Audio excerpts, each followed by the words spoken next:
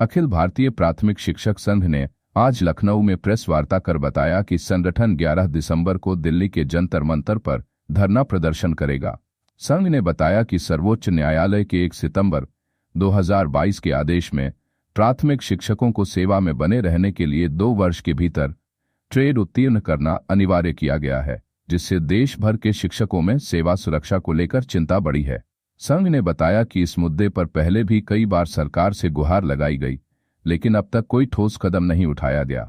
संगठन ने प्रधानमंत्री, शिक्षा मंत्री भारत सरकार, मुख्यमंत्री और प्रदेश के शिक्षा मंत्री को ज्ञापन भेजकर इस आदेश को वापस लेने और शिक्षा अधिकार अधिनियम में संशोधन की मांग की है।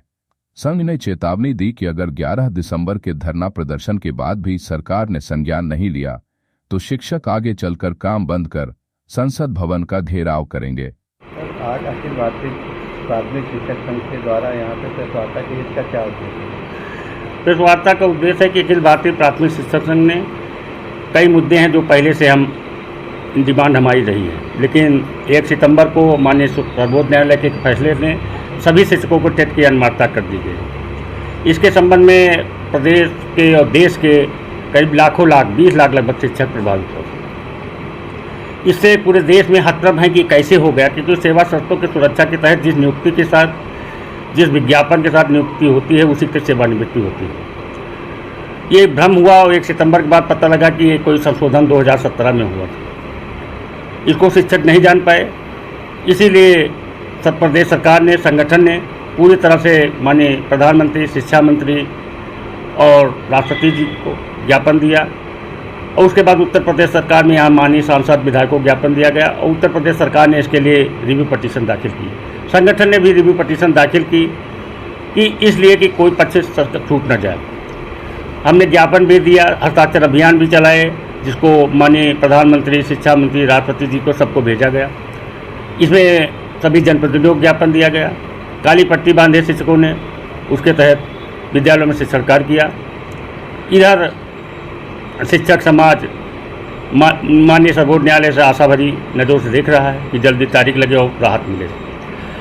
हम भी इसी तरह से संगठन का व्यक्तिगत मानना है कि हम अपना केंद्र सरकार से डिमांड करें कि निश्चित केंद्र सरकार स्पष्ट कर दे एनसीटी से या स्वयं अपने मंत्रालय से कि ये पुराने शिक्षकों पर नहीं लागू है।